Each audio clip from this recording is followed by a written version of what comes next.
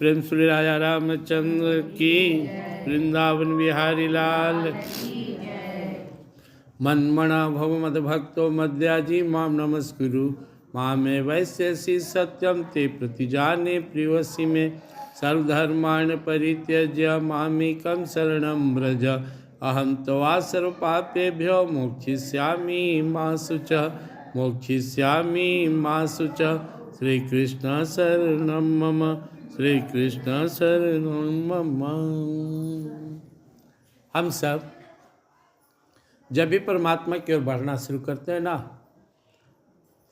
वहीं से हमारी साधना शुरू होती है। जब भी भाव हुआ कि अब हमें भी ईश्वर को प्राप्त करना है, तो हमारा स्टार्टिंग कहाँ है, हमारी शुरुआत कहाँ से है? जब हमारे अंदर चाहत होता है कि हम भगवान से मिलें, और हमारा मंजिल कौन है? परमात्मा। लेकिन इस अध्यात्म पथ में सबसे जो हम लोग के लिए सुखदायक बात यह है कि साधना का शुरुआत भी परमात्मा से ही होता है, और साधना का अंत भी परमात्मा से होता है। जैसे अगर आपको संसार में कोई कहे कि दिल्ली जाना है, तो शुरुआत कहाँ से होगा? मसूरी से करेंगे, पटना से करेंगे, और इतना दूरी तय करेंगे तब दिल्ली पहुँचेंगे। लेकिन अध्यात्म में हमको जाना कहाँ है? परमात्मा के शरण में, चरण में, और शुरुआत कहाँ से करना है? परमात्मा से। इसलिए यहाँ समय फिक्स नहीं है। परमात्मा के पथ पर चलने में, अध्यात्म में जो सबसे महत्वपूर्ण बात है, यहाँ टाइम फिक्स नहीं कि हमको ईश्वर कब मिलेंगे। आज भी मिल सकते हैं, अभी भी मिल सकते हैं। और साधना सही नहीं रहा या हमारे अंदर ईश्वर प्राप्ति की भूख नहीं, जन्म भी गुजर जा सकते हैं। हमने एक कथा सुने थे कि एक बार दो महात्मा एक पेड़ के नीचे अलग अलग बगल में बैठकर तप कर रहे थे, तपस्वी थे। उस मार्ग से नारद जी गुजर रहे थे, तो दोनों को प्रणाम किए, बोले महाराज परमात्मा के पास जाइएगा, वैकुंठ में प्रभु के पास जाइएगा, श्री हरि के पास, तो जब आप पूछ के आइएगा ना कि हमें वो कब मिलेंगे।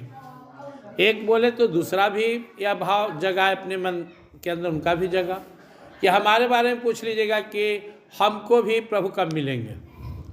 गए, घूमते टहलते, नारद जी तो तीनों लोकों में घूमते ही रहते हैं। तो जब परमात्मा को, प्रभु को प्रणाम किया, वहाँ से विदा होने लगे तो बोले प्रभु आ रहे थे तो मार्ग में दो तपस्वी तप कर रहे थे अलग अलग पेड़ों के नीचे बैठकर। तो दोनों ने हमसे प्रश्न किया कि प्रभु हमें कब मिलेंगे। भगवान ने कहा कि एक जो पहला तपस्वी है, आम के पेड़ के नीचे बैठकर तप कर रहा था, उसे बोलना कि 3 जन्म बाद दर्शन हो जाएगा, 3 जन्म उसे और लेना है, उसके बाद हम उसको दर्शन देंगे, उसे अपने चरणों में, अपने धाम में शरण दे देंगे। नारद जी को लगा 3 जन्म, अच्छा कोई बात नहीं है। बोले अच्छा जो दूसरा है, पीपल के पेड़ के नीचे बैठकर तपस्या कर रहा है, आपका ध्यान कर रहा है। भगवान थोड़ा गंभीर हो गए, बोले उसे थोड़ा विलम्ब होगा, क्योंकि उसका पुनर्जन्म का जो प्रारब्ध है ना, वो थोड़ा जटिल है, कठिन है। उससे बोलना कि उसके उस पीपल के पेड़ में जितने पत्ते हैं उतने जन्म लगेगा हमारे दर्शन में। पीपल के पत्ते में आप सोचिए कितना पत्ता होता है। नारद जी आए, पहला तपस्वी के पास गए, तपस्वी बड़ा खुश हुआ, प्रणाम किया, बोला महाराज मेरे बारे में पूछे? तो बोले हाँ, प्रभु बोले कि 3 जन्म और उसको बस आना है, उसका दर्शन दे देंगे। अब चूंकि हर आदमी का लाखों करोड़ जन्म हो चुका है, न भगवान से मिलेंगे तो कितना जन्म होगा कोई ठिकाना नहीं है।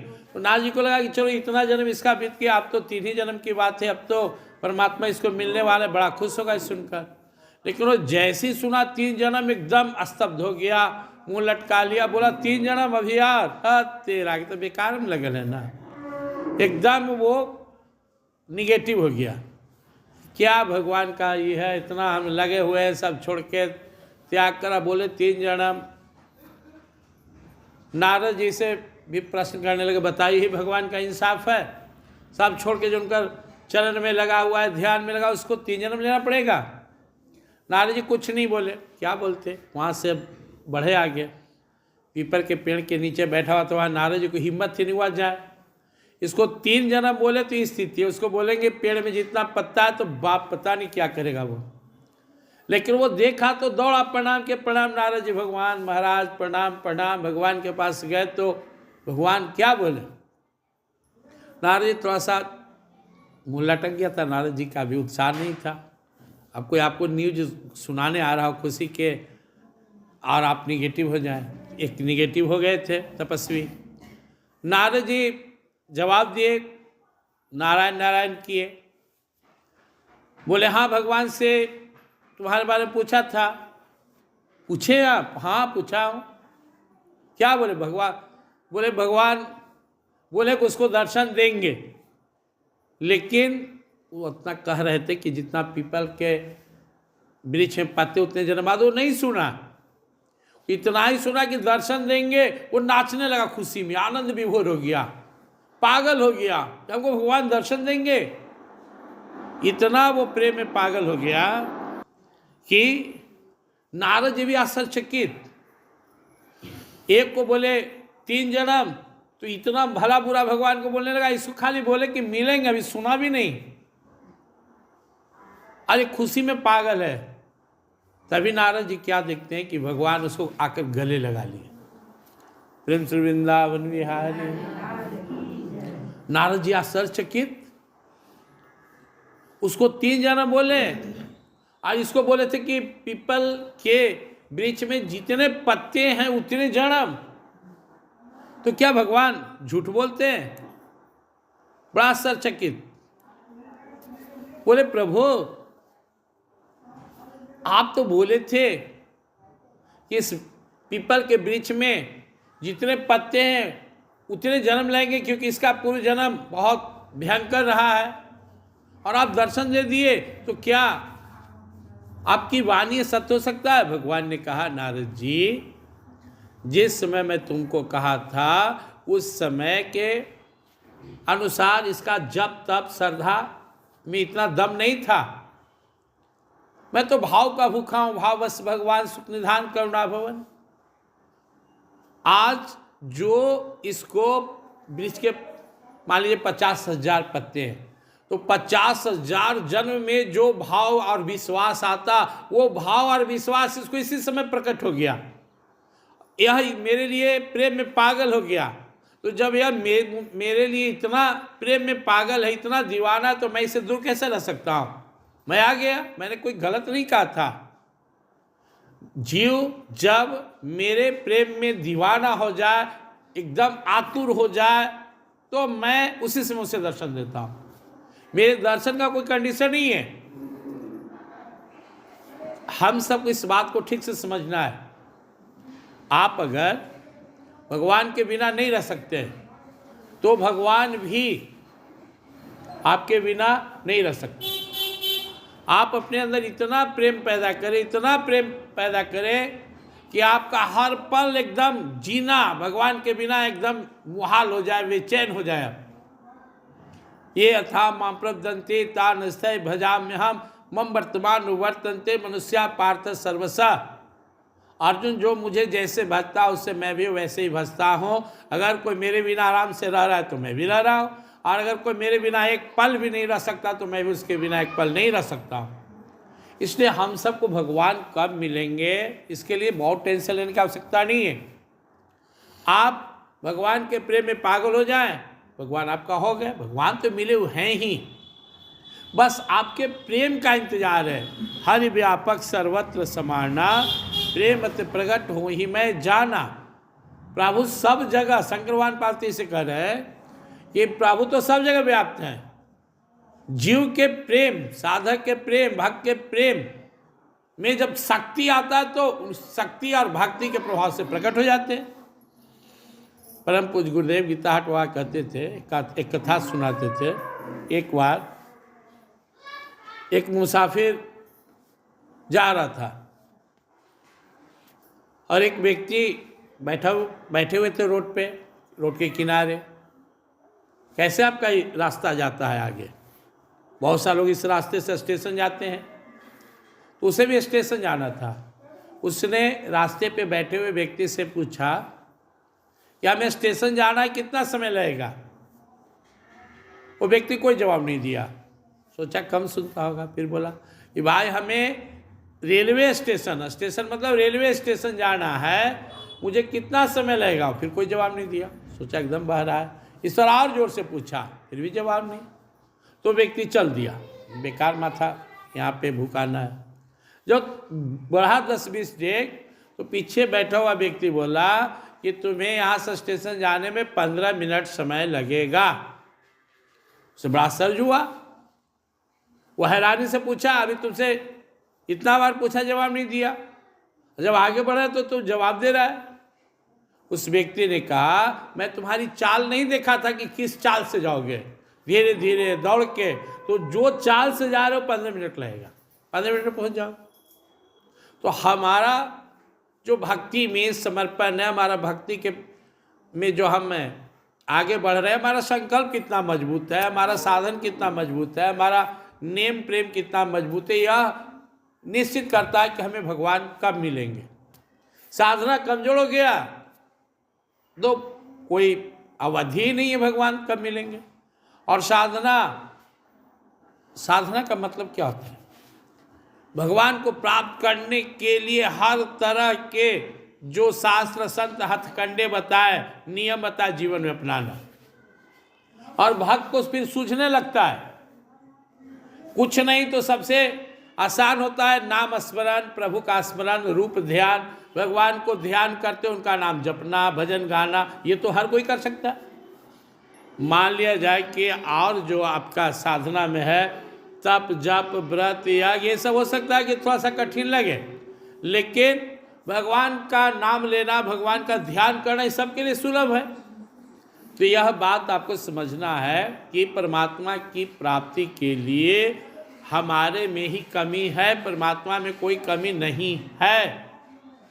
हम अगर परमात्मा के प्रति पूर्ण समर्पित हो जाए, हम अगर परमात्मा पे ही अपने जीवन को न्यौछावर कर दें, उन्हीं के लिए हमारे दिल में केवल प्रेम हो, तो भगवान देर नहीं करते।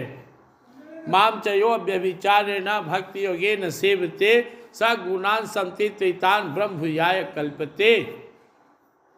भगवान बोलते हैं कि अगर कोई भक्त अव्यभिचारिणी भक्ति से, मतलब एक मेरे सिवाय और किसी की चाहत न हो, इस तरह जो अनन्य भाव से मेरी भक्ति करता है, तो ये माया के, त्रिगुणमयी माया के प्रभाव से मुक्त होकर मुझे प्राप्त हो जाता है।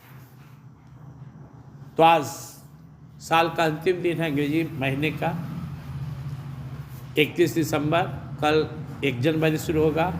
हम सब अंत भला तो सब भला, अब तक जीवन जैसे भी जिए हो, आज से अभी से परमात्मा के लिए जिएंगे। अपने जीवन के अधिकाधिक समय को परमात्मा में लगाएंगे। इसके लिए हम भोर में उठेंगे, भोर में उठकर भजन गाएंगे, ध्यान करेंगे, और हम आदत बनाएंगे कि हर काम भगवान के नाम लेकर करें, और काम के बीच में भगवान को ध्यान करते रहेंगे, उनका नाम लेते रहेंगे, भजन गाते रहेंगे, हमेशा गुनगुनाते रहेंगे। हमारे जिह्वा पर प्रभु का नाम रहेगा। कर से कर्म करो विधि नाना, मन राखो जहाँ कृपा निधाना। कोई कठिन काम है थोड़े, भक्ति जैसा तो आसान काम दुनिया में कुछ है ही नहीं। किसी से पूछिए संसार में किस चीज के लिए पागल हो, आप देखेंगे हर आदमी के दिल में प्यार है। यह अलग है कि उसका प्यार अलग अलग है। कोई धन के पीछे पागल है, कोई जन के पीछे पागल है, कोई तन के पीछे पागल है, कोई घर के पीछे पागल है, कोई पद के पीछे पागल है। अब उसी प्रेम को, उसी मोह को, संसार के जो आसक्ति है, संसार की चाहत मोह है, और परमात्मा की चाहत प्रेम है। तो जो हमारा मोह है संसार से, भगवान श्री राम क्या कहते हैं कि जो मोह रूपी धागा संसार में लगाए हुए घर परिवार धन दौलत, उसे निकालो और मेरे चरणों में लगाओ। और भगवान की एक विशेषता है, जब आप भगवान की ओर बढ़ेंगे ना, तो भगवान भी आपकी ओर बढ़ेंगे और प्रेम दे देंगे। तो आपके जीवन में एक अच्छा रूटीन होना चाहिए। साधक का जीवन नेम प्रधान होता है, और नेम जगावे प्रेम को, प्रेम जगावे नेम, नेम से प्रेम जगता है। संसार के लोग का कोई रूटीन नहीं है, अस्त व्यस्त जीवन है। लेकिन हम सब के जीवन में एक रूटीन हो। ये रूटीन में क्या हो? रूटीन में सुबह में उठकर भगवान का भजन ध्यान हो। सुबह की साधना बहुत मजबूत होती है। अगर आप लोग में किन्हीं को आदत है 4 बजे 4:30 बजे भी 5 बजे तक उठ करके और बैठकर भगवान का नाम जपना या माला जपना या ध्यान करना, मान लीजिए ठंड है स्नान नहीं कर सकते हैं, जाप में कोई रोक है? भगवान का जाप करेंगे, ध्यान करेंगे। उसके बाद सुबह उठेंगे तो अगर संभव है जितना उस हिसाब से स्नान ध्यान कीजिए, पूजा पाठ कीजिए। उसके बाद जो आपका काम है कीजिए, बस उस समय भी जीवा पर भगवान का नाम हो। और करना क्या है? जो मुख्य काम है हमारा संसार में, जो संसार का विषय है, संसार के भटकाव है, उससे बचाना। हम सब बराबर साधना कर रहे हैं, सब लोग यहाँ बैठे हुए हैं। कोई आदमी ऊपर हो जाता है, कोई वही रहता है। कारण क्या है? जो अपने को बचाता है ना, ऊपर बढ़ता है। अब रोड पे सब चल रहा है, वो गिर गया, उसका स्पीड कम गया, पीछे रह गया, चोट लगा से अलग। तो हम जो जीवन में गिरते हैं ना, कोई भोजन के फेर में गिर गया, कोई विषयों में गिर गया, कोई आँख से गिर गया, कोई कान से गिर गया, कोई त्वचा से गिर गया। गिरावट से अपने को बचाना है। दोनों चीज़ें, नेम प्रेम। दुनिया से बचाओ, इसको संयम, ये नेम है। अब परमात्मा की ओर बढ़ना प्रेम है। इसी को भगवान ने अर्जुन से कहा, अभ्यासे न तो कौन्त्य वैराग्य न च गृह्यते। 2 चीज़ है, इसकी बात को याद कर रहे। ये 2 बात को ही चर्चा करते हुए अपनी बात समाप्त करूँगा। ये 2 बात है, अभ्यास और वैराग्य। बारंबार हमारा ध्यान, हमारा हृदय में भगवान हैं, इसका अनुभव करें, ध्यान करें। और दूसरा वैराग, संसार मेरा नहीं है, शरीर मेरा नहीं है, परिवार मेरा नहीं है, ये दुनिया की चकाचौंध मेरे लिए नहीं है। इन 2 चीज़ का प्रैक्टिस करना है। मेरा अपना, परमात्मा, मैं आत्मा और परमात्मा का, शरीर संसार का। शरीर से संसार की सेवा करना है निस्वार्थ भाव से, और आत्मा को परमात्मा में लगाना है। बस इसी का अभ्यास करना है। ये मूल्य है, ये मूल साधन है। ये जिसके जीवन में आ गया ना, वो परमात्मा की ओर बहुत तेज से आगे बढ़ने लगेगा। अपने को संसार से अनासक्त करने का अभ्यास और परमात्मा में लगाने का प्रयास। अभ्यासे नु तु कौन्तेय वैराग्ये न च गृह्यते। अर्जुन, संसार से मन को बारंबार हटाओ और मुझ में लगाओ। उससे भी भगवान एक बहुत सिंपल फार्मूला दे दिया, यो माम पश्यति सर्वत्र सर्वम च मयि पश्यति तस्याहम न प्रणश्यामि स च मे न प्रणश्यति। सब में मुझे देखो। ये तो बहुत आसान है। कहीं रहेंगे तो किसी न किसी के बीच में, किसी के बीच में नहीं रहेंगे तो वृक्ष में भगवान को देखेंगे, इस खम्भे में पाया में भगवान को देखेंगे। भगवान को देखने का अभ्यास सब में, प्रहलाद जी की तरह सब में प्रभु ही है। प्रभु के अलावा और किसी की सत्ता नहीं है। प्रभु के अलावा और दूसरा है ही नहीं। ये 2 बात का अभ्यास करते रहिए। कभी बैठ जाइए एकांत में, शांत में, और आधा घंटा चिंतन कीजिए। जिस पर नजर पड़े वो सब भगवान है। भक्त आ रहे उनमें भगवान है, ठगनी बूढ़ी माता आ रहे उनमें भगवान है, बूढ़ा बाबा आ रहे उनमें भगवान है, छोटा बच्चा उनमें भगवान है, कुत्ता जा रहे उसमें भगवान है, बिल्ली जा रहे उसमें भगवान है। विद्या विनय संपन्ने ब्राह्मणे के विहस्तिनी सुनी चौ पाके चपंडिता समदर्शिना। कुत्ता में, बिल्ली में, हाथी में, गाय में, चंडाल में, ब्राह्मण में, संत महात्मा, दुनिया जहान, सब में हमारे ही प्रभु है। यह देखने वाला ही वास्तव में पंडित है। भगवान ने कहा विद्वान है, भक्त है। इस 2 संकल्प के साथ आज हम लोग सत्संग की पूर्णाहुति मतलब समापन करेंगे इस वर्ष का, कि हम ज़्यादा से ज़्यादा भगवान के समीप रहेंगे।